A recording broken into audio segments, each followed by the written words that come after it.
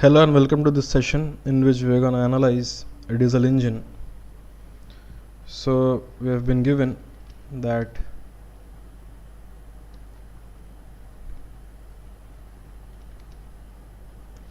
we have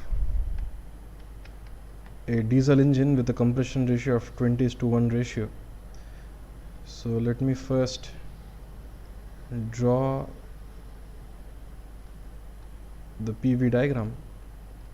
So we have a compression like this, and then a heat addition at constant pressure, and then an isentropic heat rejection, an isentropic expansion and followed by heat rejection. So 1 to 2 is the isentropic compression, 2 to 3 is the constant pressure heat addition, 3 to 4 is the isentropic expansion, and 4 to 1 is the heat rejection. So state 1 is given as 95 kilopascal, 290 Kelvin, slightly below the atmosphere because it's a suction process. State 2, so because the compression ratio is given as 20:1, the specific volume at state 2 will be 1/20th the specific volume at state 1. Okay. Moreover, the entropy at state 2 will be the same as the entropy at state 1 because it's an isentropic process. It's an isentropic compression process. Now state 3, because we are adding heat, so state 3 will be at a temperature of 1800 Kelvin, which is the maximum temperature given, and the pressure at point 3 will be the same as pressure at point 2. Coming to state point 4, the entropy at state point 4 will be equal to the entropy at state point 3, and the specific volume at state point 4 will be equal to specific volume at state point 1.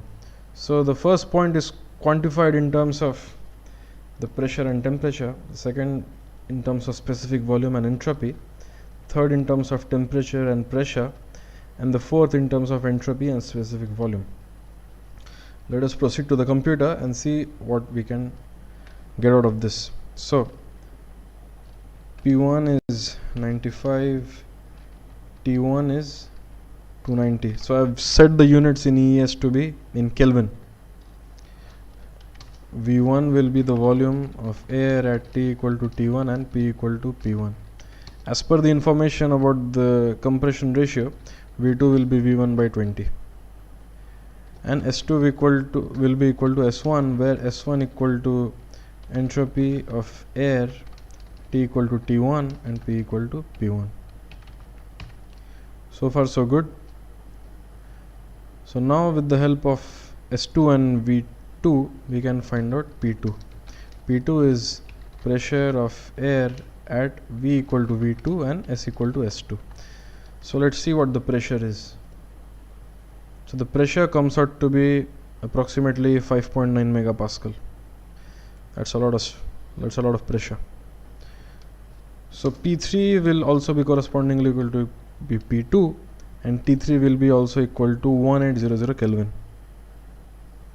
So then S3 will be entropy of air at P equal to P3 and T equal to T3, and S4 will be equal to S1, V4 will be equal to V1. So now that we have all the points, let us find out the net work. So if you recall the first law for a cycle, closed integral of the total heat added will be equal to the closed integral of the total work done. So because of this, we can write QH plus QL will be equal to the net work, where we will account for the sign of Q appropriately. So the heat added is during the process 2 to 3. So QH will be equal to H3 minus H2 because it's a constant pressure process. The heat addition will not be simply the difference in the internal energies. So this should have been covered in theory class. In case of a constant pressure process, the heat added will be equal to the difference in enthalpies and not the internal energies, because you are already accounting for the constant pressure work as PV. So U plus PV will become H. This should be clear by now. But the QL will be equal to U1 minus U4 because the heat rejection is going on during process 1 to 4. So during 1 to 4 the process is constant volume, and as a result it will be simply u1 minus u4. So the task now remains is to find the internal energies and the enthalpies. So u1 will be int energy air T equal to T1. So let us write down the expression for T2, because we will need the temperature to find out the internal energy at point 2, or rather the enthalpy at point 2.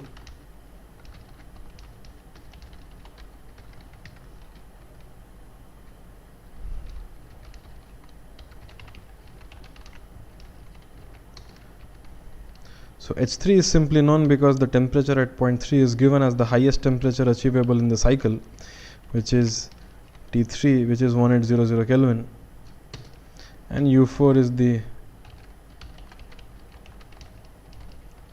so T4 we can find out using S4 and V4.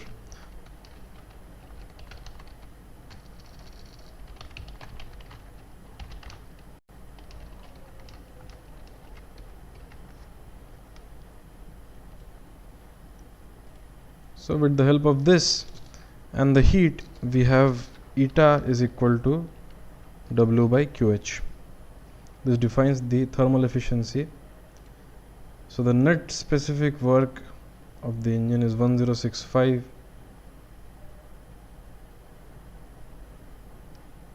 There seems to be a small mistake.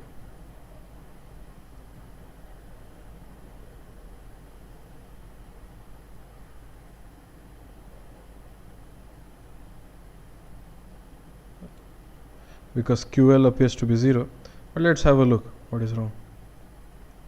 So T4 has come out surprisingly to be 290. So let us see what is wrong.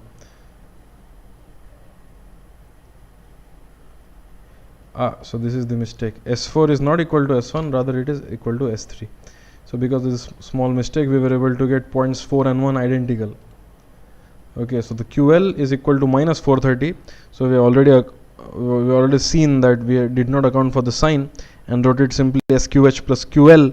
But because QL is negative, we understand that the process from 4 to 1 is losing heat instead of gaining heat. The heat gained is 1065 kilojoule during process 2 to 3. As a result, the work is 634.1 kilojoule per kg, and the thermal efficiency of the cycle is 59.56%. So with this we conclude this session on diesel engine, and I hope it will be clear on how to solve such kinds of questions as and when you encounter them. So with this we close this session. I'll see you next time. Bye.